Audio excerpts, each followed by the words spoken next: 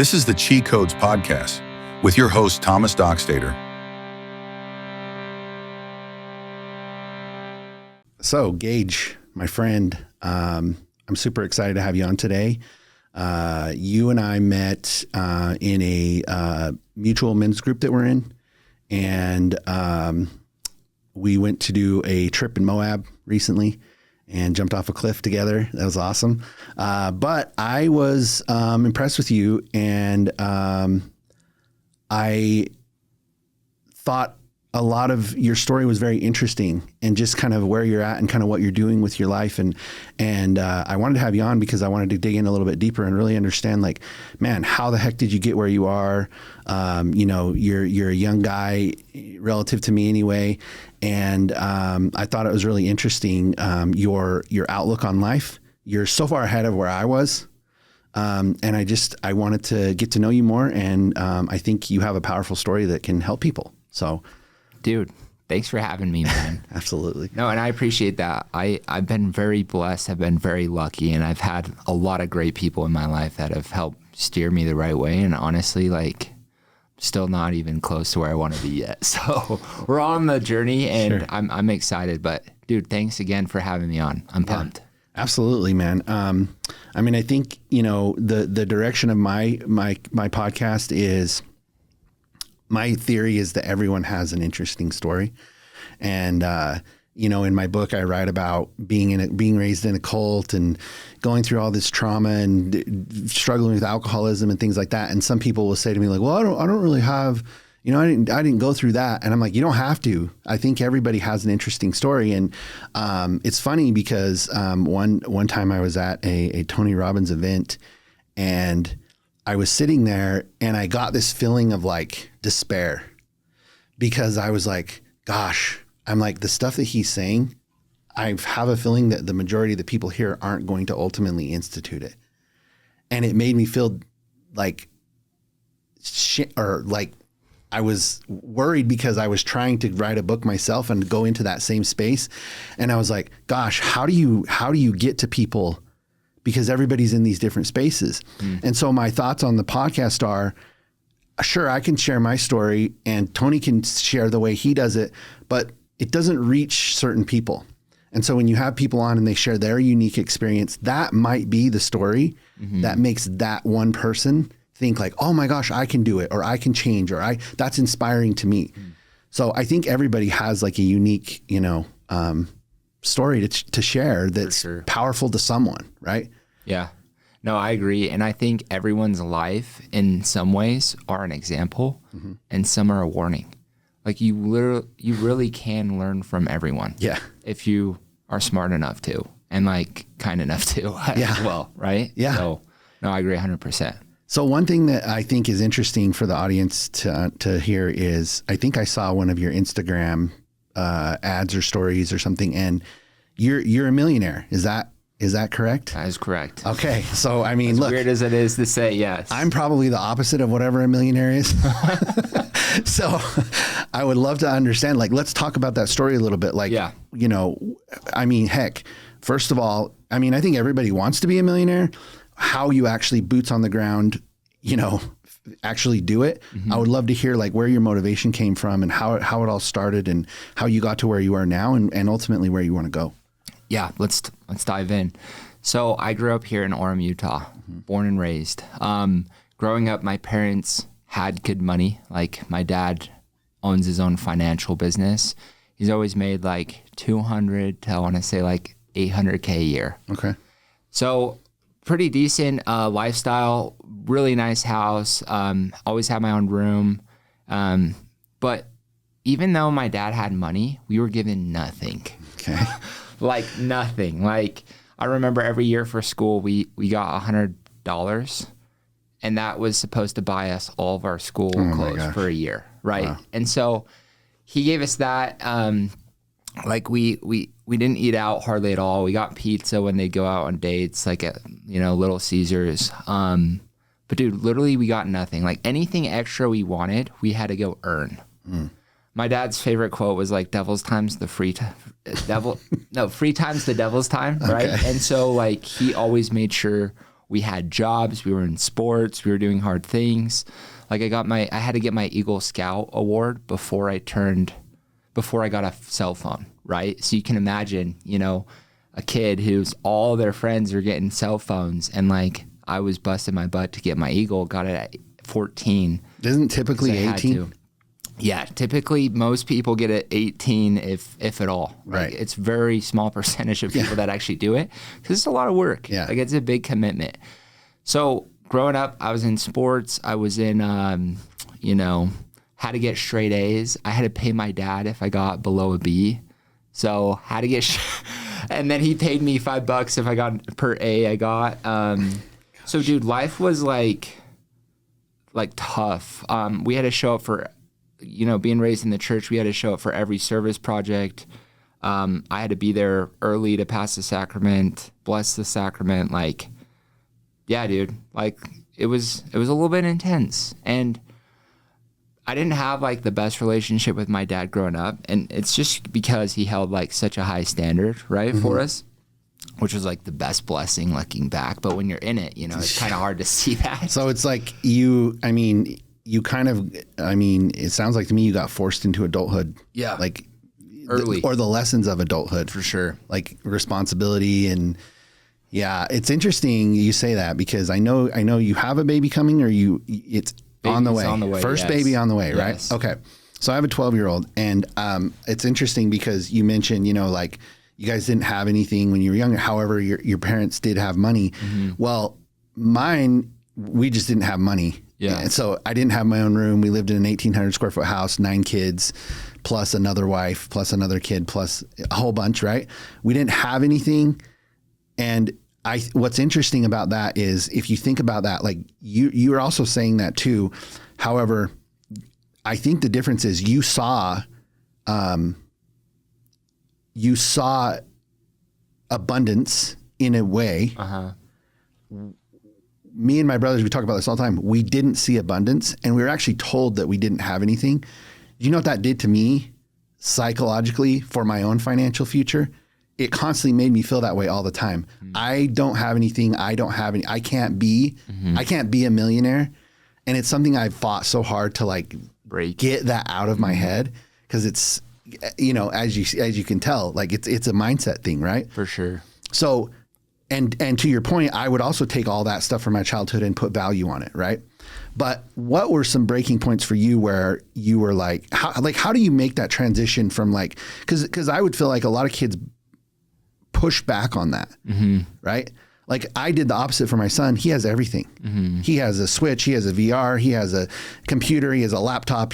And he just doesn't care about it sometimes and doesn't value it sometimes. Mm-hmm. So it's like I overfed him because I was underfed. Oh, makes sense. And but the problem is he only knows his own reality, which is that he just gets new golf clubs and this and that. And it I don't know if that's going to be good or bad. I have no idea. Is it going to make him live in a place of abundance or a place of just doesn't value anything? Yeah.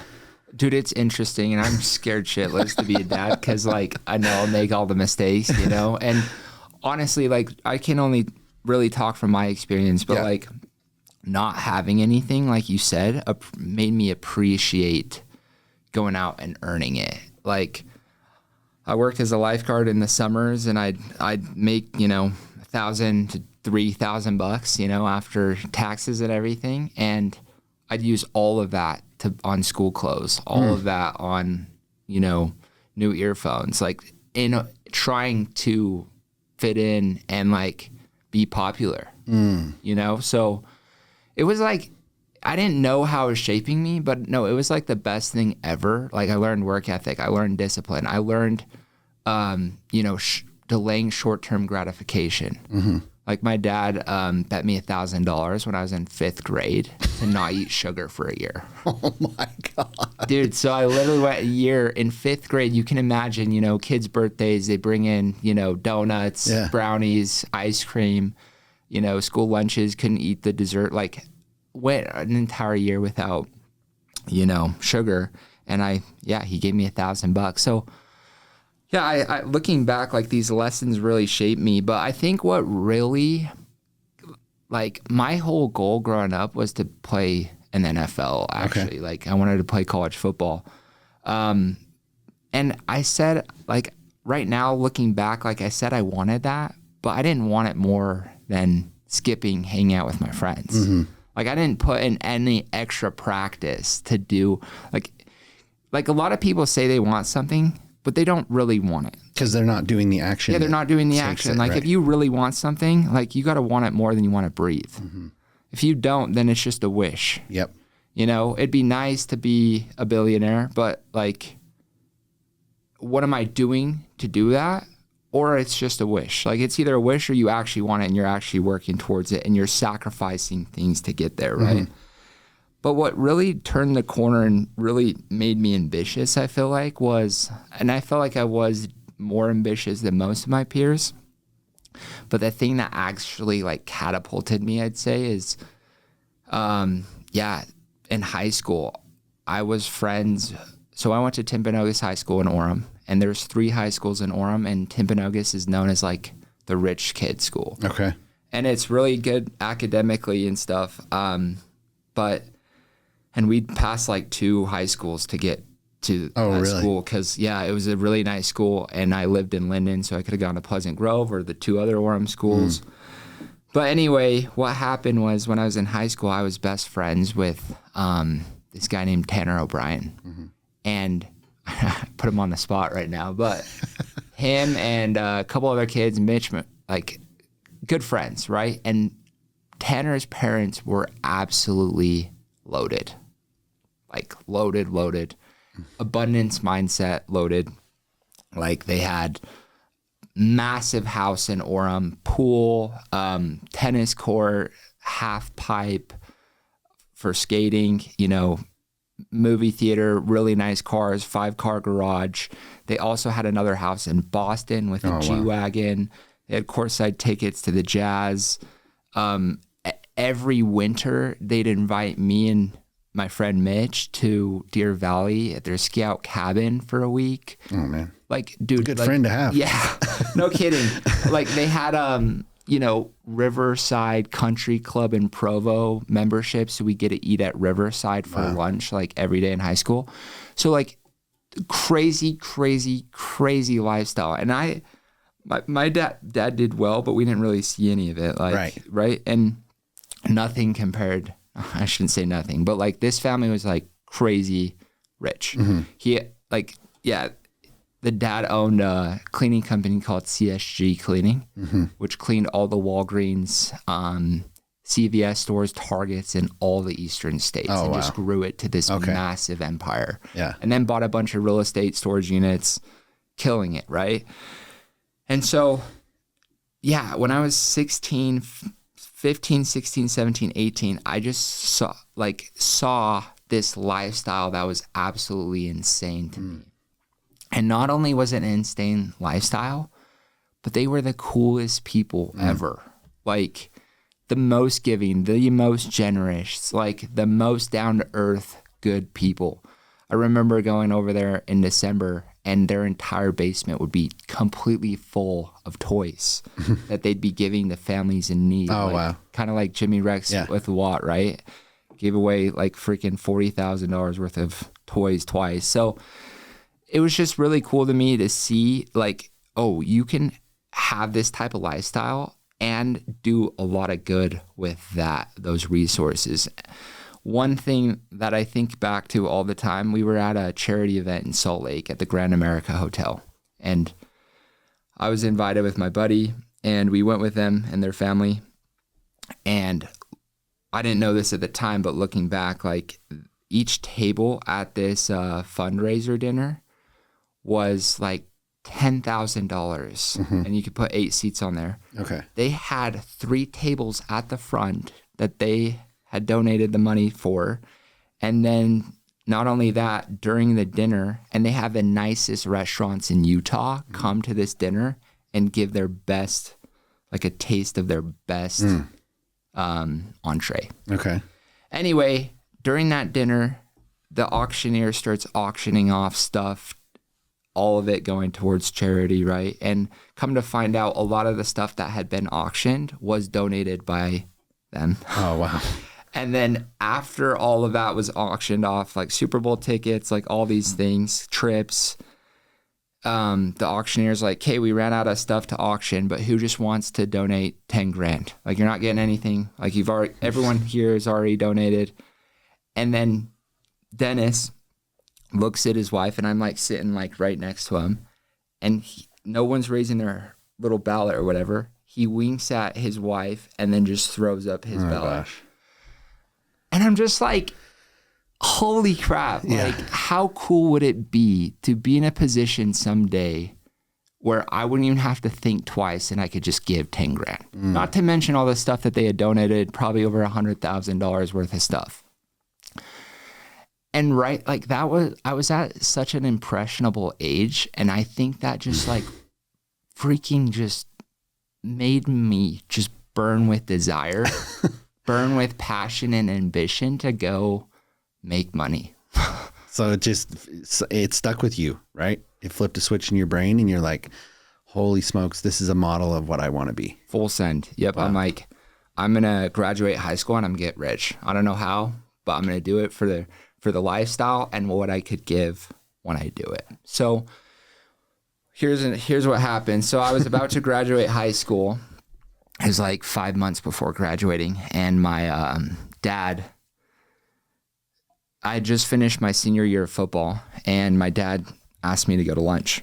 So I go to lunch with him, and I'm kind of sad. Like, we had just finished our senior season of football. We didn't do very well. Like, I had no college offers on the table or anything. Okay. We had 3 different head coaches through high school. That's like my excuse of why I didn't go play. Someone else's fault. Right. Didn't take any ownership. Yeah. But anyway, my dad sits me down. He's like, "Hey, you just finished your senior season of football. You're like 5 months away from graduating. Like, what's your plan?" And I'm like, I don't really know, but I know I want to do business. I know when I want to get rich, I want to be successful. Mm-hmm. And my dad is like, okay, awesome. And he is like, the 2 things that have made me the most successful in my life have been the books I've read and the people I've met.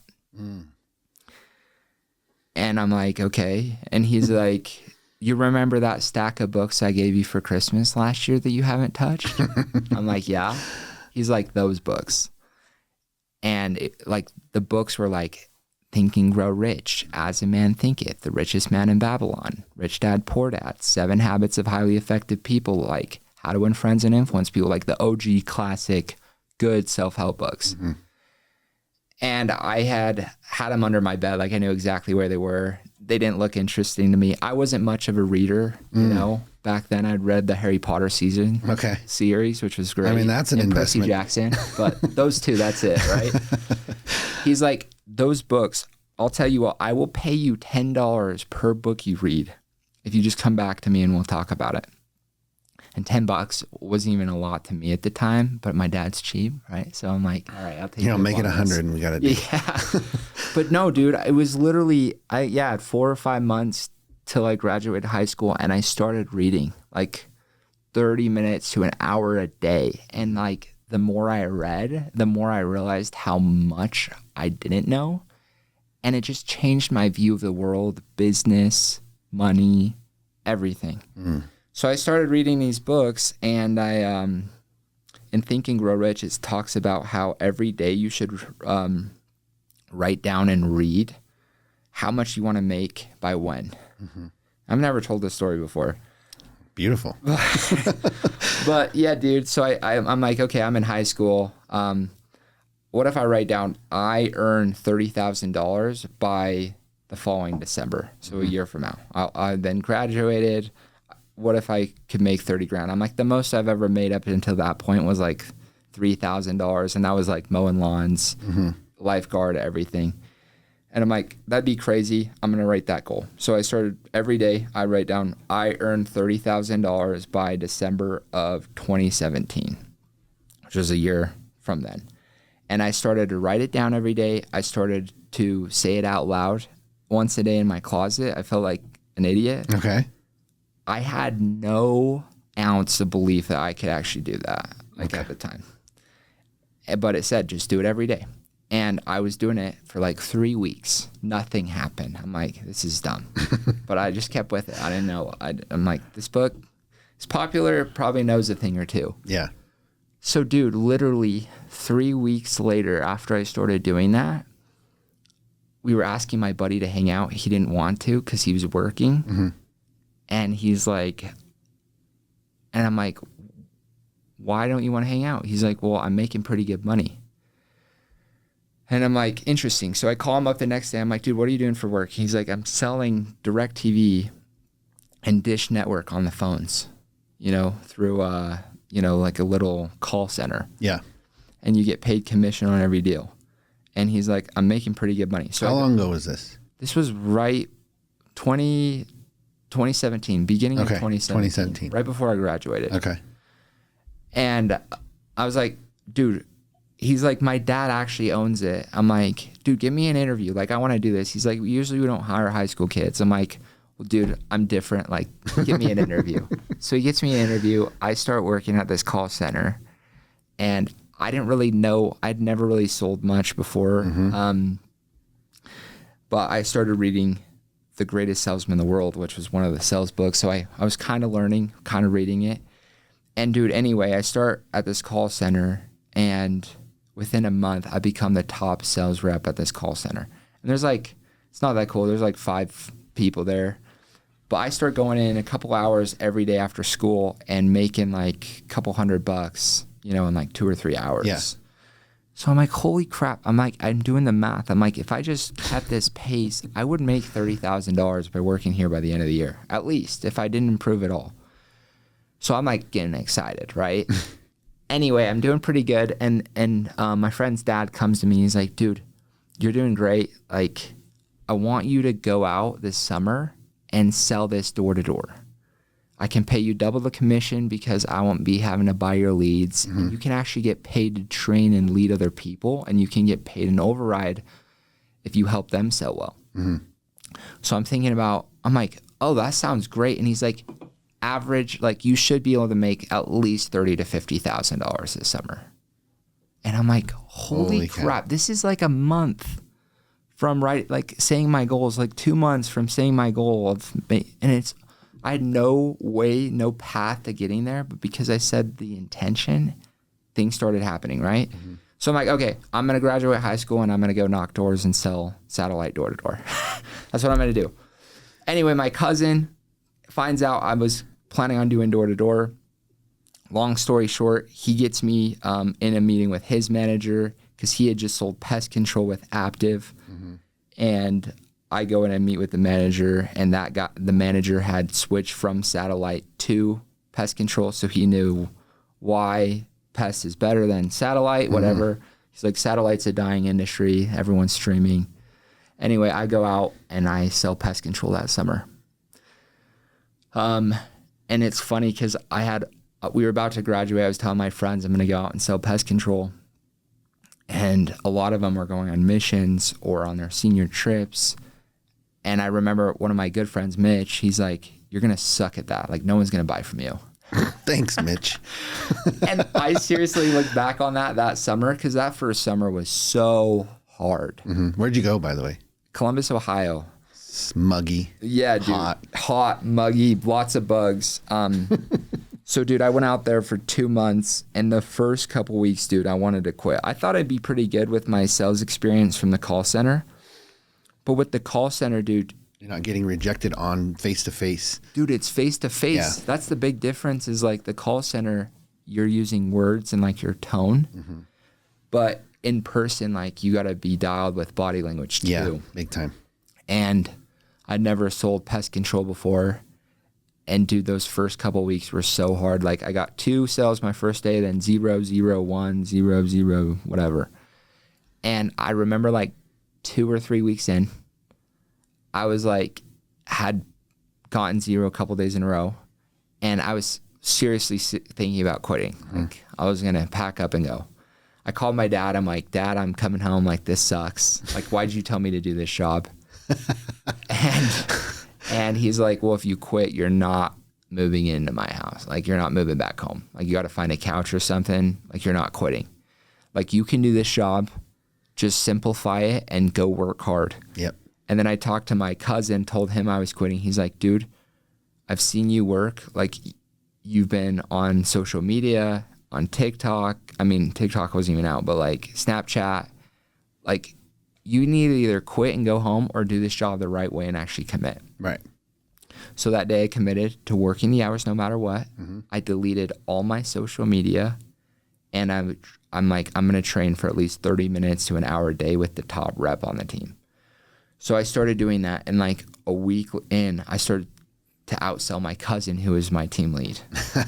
And I found like a lot of joy and like happiness from that. And I ended up selling 150 pest accounts.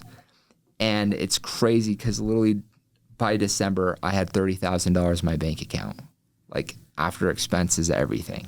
So, dude, that was a long answer to your question. Well, dude, I mean, it's a great answer. And I think that it's a good lesson for everyone, because this is a formula that works for everything.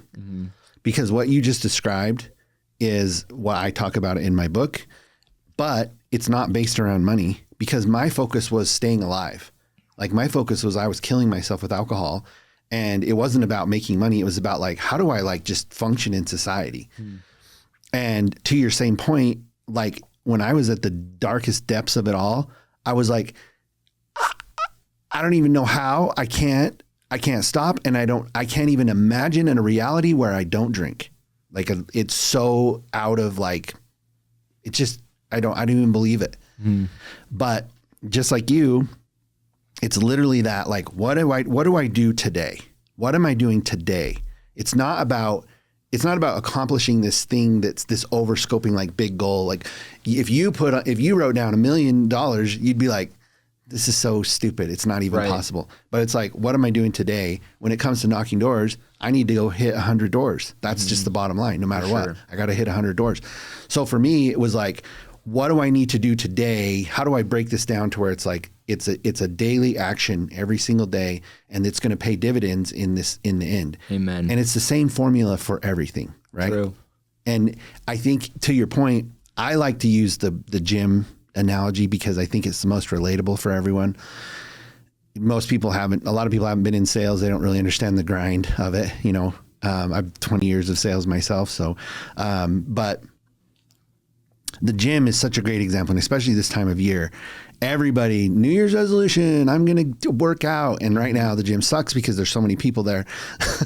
But everybody says, oh, I'm going to do this and I'm going to do that and I'm going to get abs and I'm going to lose weight. And then by the time February 1st rolls around, they're sitting on the couch eating Doritos and they've given up because they went to the gym and they didn't see the results. Right. They didn't see that 30K. They didn't see that. They didn't see those abs. Amen. And they gave up. And what's interesting is how I completely changed my life when it relates to the gym is I was like, you know what? Every time I go to the gym, when I'm done, I feel really good. Like, the endorphins are like pumping. I'm like, I'm changing my why I go to the gym. I'm going to the gym for that. I'm not going for the abs or the ripped arms or whatever. I'm going for that because I know I get it every time. Wow. So then I started just going. Then I was like hooked. And then I started going at 5 a.m. And then I started implementing a diet. And then I started like all this stuff. And then before I know it, like now 8 or 9 years later, dude, I cannot live without a 5 a.m. gym session. It's just so ingrained in me. It's just a part of me. And what did it do to my body and my psyche and my everything? I'm also sober. Like it's just like this exploding thing. And it's like you just shift this one thing and you change how you view something. And to your point, I love what your dad did. I love that. Mm-hmm. I love it because giving up is the biggest problem everybody has, right? Tony Robbins talks about that. It's we don't stay consistent and we don't stick to it, right? No, I agree 100%. Like, I think that so many people confuse short-term defeat with failure. Like, and we live in a world too where people like, because the reality is when you go set out to do anything new, like new relationship, the gym, new business, sales, learning a new skill. There's a lot that has to go into that. And like, if you once you start anything, you're going to deal with adversity, you're going to deal with challenge, you're going to deal with setbacks. And a lot of people see those challenges as reasons to quit or give up, that it's not for them.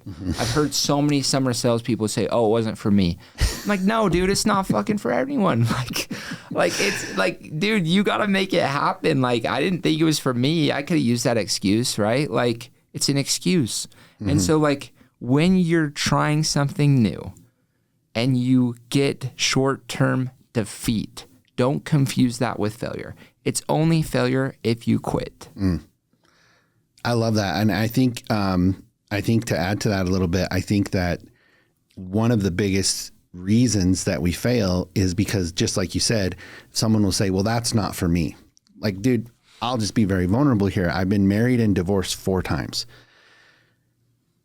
Through that time, I was also drinking a lot and I wasn't taking accountability. So it was always the other person that was the reason that I didn't stay married, right? It was always the other person. Oh, well, I just got to find the right person. Once I find the right person, then I will be.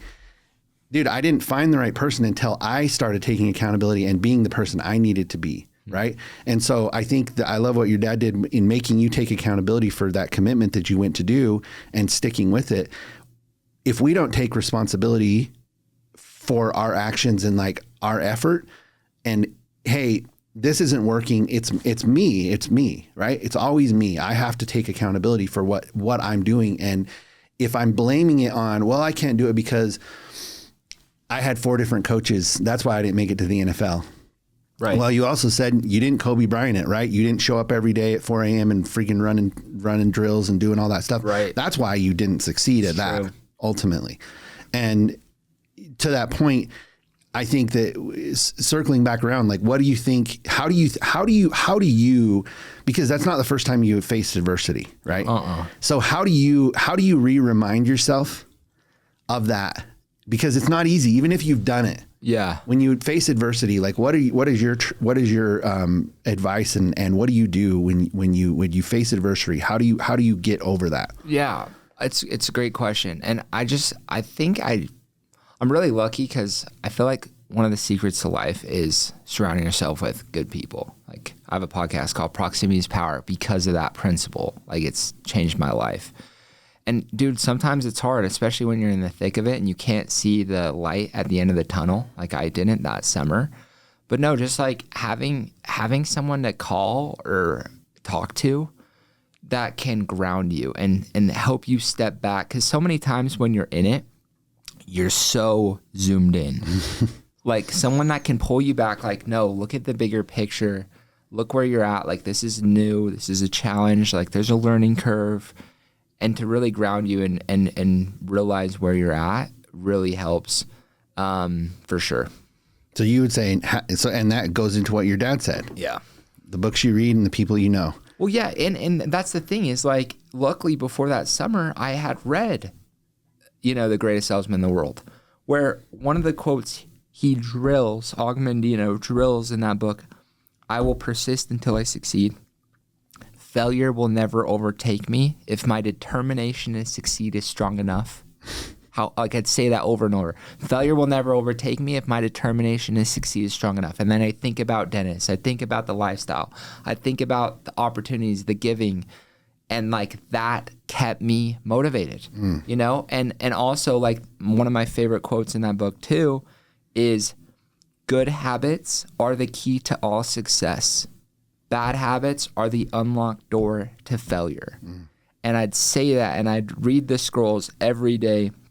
And it really just helped me analyze, okay, failure won't happen if I'm determined. Okay, if I'm determined, I need to have good habits. Like, what are my current habits? What do I need to change? And then having good people around me to encourage me definitely was the reason that I was able to succeed. Yeah. That's a great point. I think, I hesitated in joining Watt and I actually didn't really think about it, but what I've found so far is the vibration that the people are on that are there is this growth, be better. And there are already a lot of very successful people like you, right? There's already a ton of successful people in this group. and they're on that journey of like, how do I be better? Not just make more money, but also I want to be a better person. I want to be a better dad. I want to be a better son, right? Like all of these things. And what I realized very quickly is I was like, gosh, I actually don't have a lot of people like this in my life. I'm actually the person for those people. And I actually don't have people that I can go to and be like, oh, hey, you know, I need help or this or that, or how can you help me on my business? Or this is what I'm trying to do. Like my network is so small. And I was like, oh my gosh, I'm like, just changing the scenery and the company that I hold is of massive benefit. Right. And I didn't, and it was a very big blind spot. Yeah. You know, I just didn't, I really didn't recognize that it was missing. Wow. No, it's huge. And that's really cool of you too, that like, you, before you were like aware of how it was hurting, like you spent all your time helping people that were doing less than or worse off than you, right? Mm-hmm. I feel like I heard this the other day that said like spend 30% of your time, 33% of your time with people doing better than you, 33% of people at your same level, and then 33% with people that you could help that are below you. And I think that's such a good like rule of thumb, because like it's so, and for me, like the last 8 years, I've literally tried to spend like 90% with people doing better than me. Cause I'm like, if I can just do that, and then, cause you can only grow, like you can only give what you have. And I'm like, if I, like the best thing I could do for my friends, my family back then was like, I need to just go obsess over self-improvement, growing to become the best I can be, so that I can be a person that can give of substance. You know what I'm saying? Yes. And so I don't know where I was going with that, but well, that you're leading to a great point, because you make this point as like the place I am right now, like my ideal state. Yeah. I want to create a charity. I want to have a nonprofit. I'm not interested in like having like this big Fortune 500 business that's cranking out all this money. Yeah. I want to get to a place, I want to be able to just help people. And I understand that, just like you said, I can only give as much as I have. So I'm not in a place where I can do that all the time. I really can't. Right. So I have to have a job and I have to like make money. And so I'm like, okay, well, what's the quickest path to get to the place where I am sustained and good, so that I can shift all my focus to like helping the people like I want to, because I can't help them if I don't get there. Yeah. If you're worried about paying your bills, you can't think about starting a nonprofit. It's very difficult. Yeah. Way hard. And there's times and seasons, like Tony talks about the patterns and the seasons of life. And like, there's different seasons where the number one priority in your life is to make money. And like he says every young person, the first thing they need to do once they graduate is go master finance. Like go learn the skills. There's two things with that. Like one is go learn a high paying skill. Like go get a master's degree or doctor's, or just go learn it on YouTube University for free. Like go learn how to make a lot of money. And then you need a second skill. You need to learn how to have that money work for you, how to have that money make money. My dad always said, there's only two ways you make money. You bust your ass, or your money makes money. Your money making money is way more fun, but you have to bust your ass first. You got to get that. Yeah. You got to get that initial investment. Yeah. And so, there's different seasons, but like, I feel like just realizing that you're in the season, if you're in your 20s of like, I need to go bust it financially, and I should maybe put off some relationships. I should put off, maybe the gym. I think you can you could still balance that, but like just know what your number one is and what it should be at any given point in your life. But going back to like who you spend your time with is who you become. Like one of my favorite quotes of all time is, you will be the same person you are today as you are 5 years from now, besides the people you meet and the books you read. And I'd also add in the seminars you go to, the podcast you listen to. But like, the truth is, every interaction that you have, period, is nudging you this way or this way.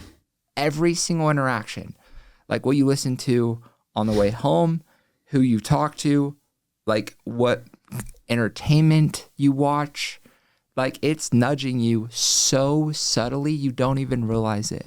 Subconsciously, it's nudging you. And so like proximity is power or it's poison. And literally every second you are being nudged one way or the other. But like the secret in my life that I have is like, there's always a gap in life, like where you are currently and where you want to be, where you are in your relationship, where you want to be, where you are physically, where you want to be, where you are financially. Like maybe you've never made 100K and you want to go make 100K, wherever you are. There's always a gap. And even when you get to the here, you're going to have a new gap, right? So success to me is closing the gap, right? To your potential, to who you can be. Because like the goal in life is to become all that you can in every area of life, right?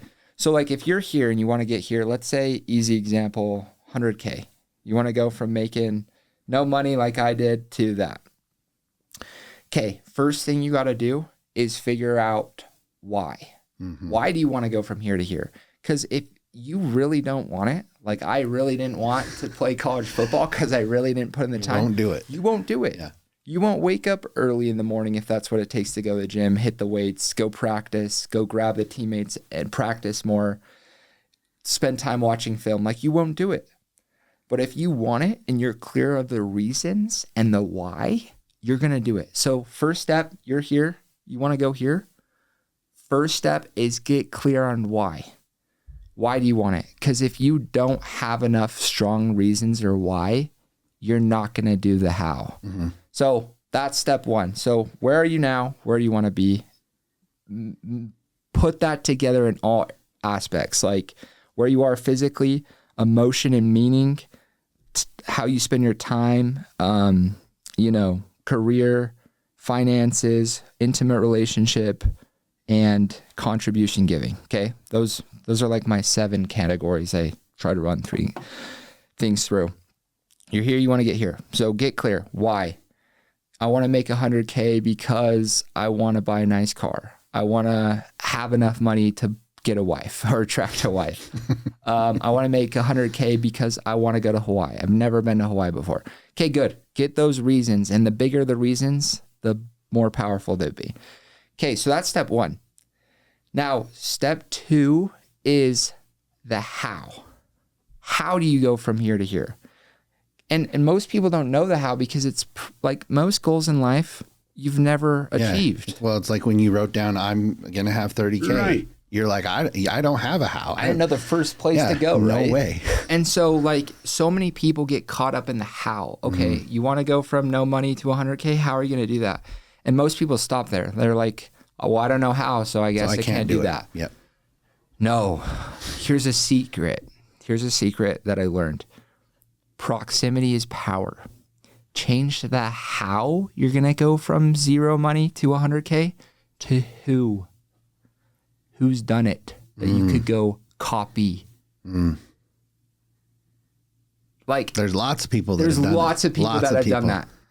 So like that is the secret to getting what you want faster, because could you go from 0 to 100K in the next 10 years? Sure. But if you want to do it this year, go take someone to lunch, go watch their YouTube video, go watch their podcast, go read their book of people that have done it, and you'll start to get a map or a blueprint of how to go from here to here. Yeah, what I find so interesting about that is like more people are willing to share than not.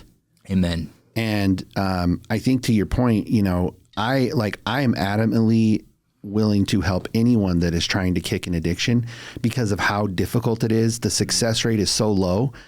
And I have a blueprint, literally a blueprint that they can do it like precisely. And it's not from rehab. And it actually works. And I'm proof of it. But people like, if they don't ask, I can't help you. Yeah. You know what I'm saying? Wow. Like, and I'm willing to help. Right. Yeah. Like, and so to that same point, hey, if I want to make $1 million, I need to proximity is power. I need to put myself in the room with those people. I need to listen and understand what are they doing that I'm not, or how are they looking at something? What's their approach? What's their blueprint? What's their habits? Yeah. I'm not around millionaires. I'll be honest with you. I'm just not. And I haven't ever been.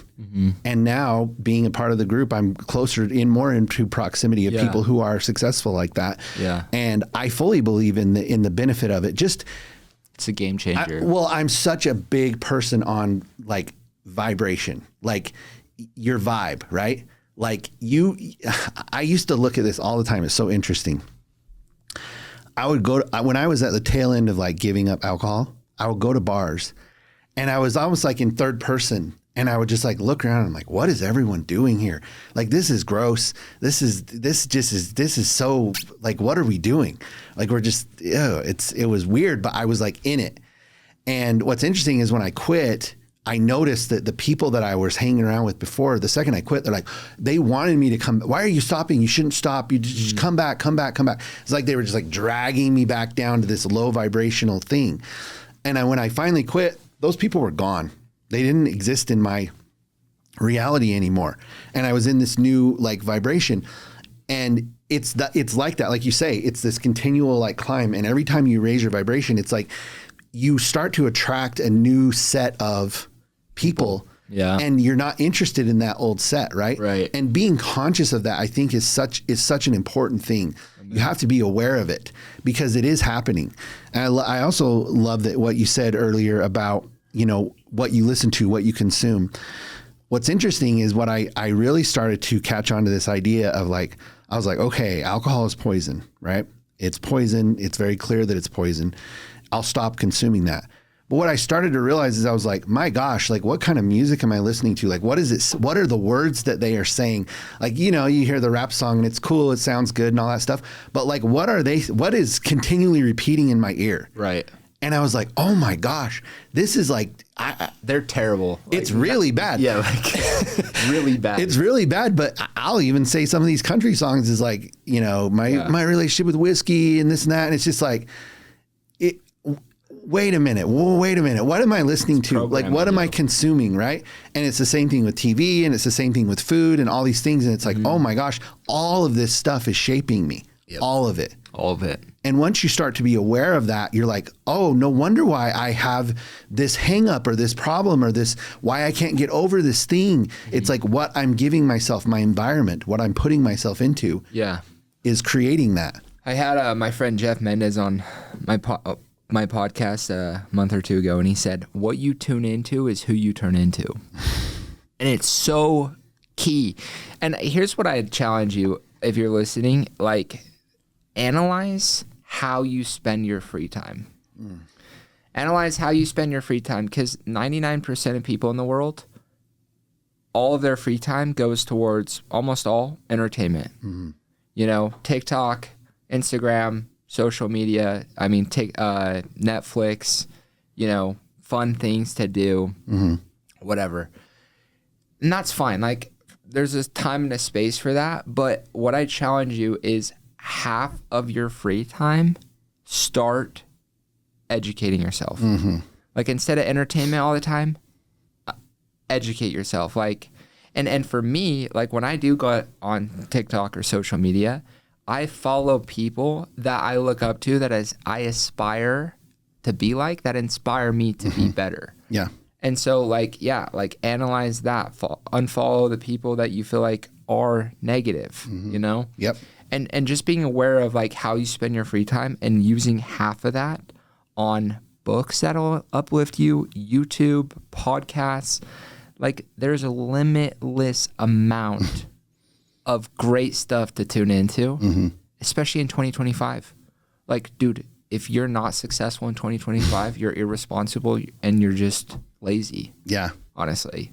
You're 100% right. And I think you just haven't established your why, and we stay hovering in that comfort zone of just not wanting to grow. Amen. We want to go home from the summer sales job and just be comfortable, right?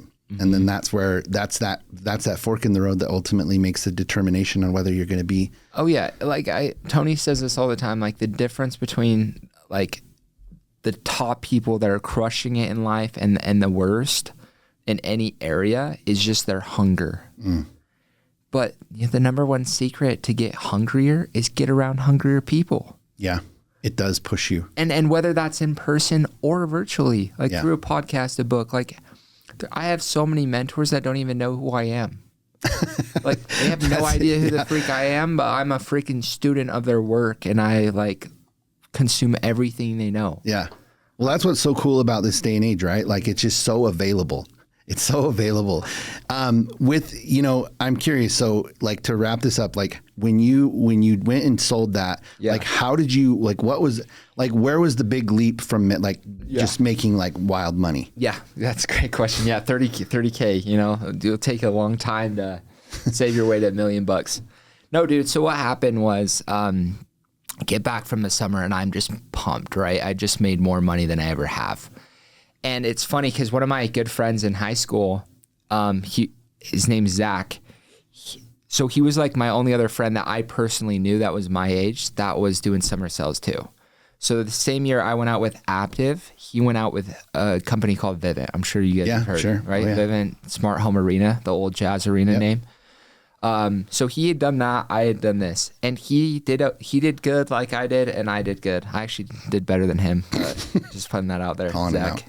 Shout out. Anyway, he made like 10 grand. I made I literally had 30 grand by the end of the summer.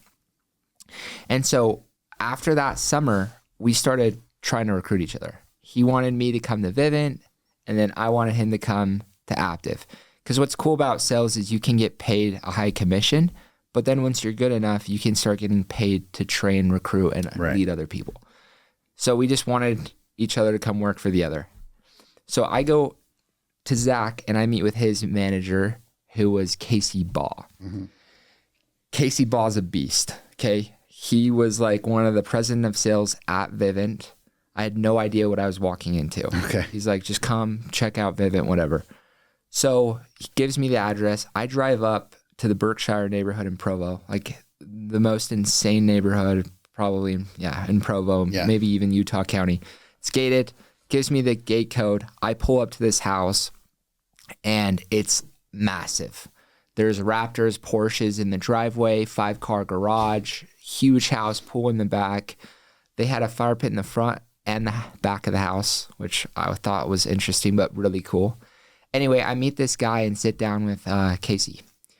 And so it's me, Zach, Casey. I remember it like it was yesterday. Mm-hmm. And again, I'm like 17, 18 years old.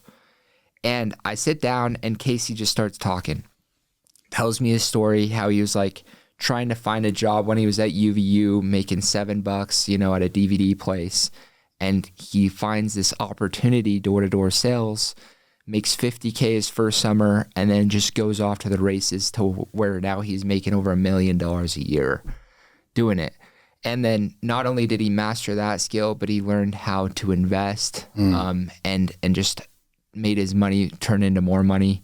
I remember he invested in Vivint. He gave Todd Peterson, the owner of Vivint, $400K. And that $400K turned into $3.2 million a couple years later. And then he rolled that $3.2 million again into Vivint, and it turned into $30 million. Talk about a great return, right? Yeah. $400K to $30 Ridiculous. million, within 15 years. Wow.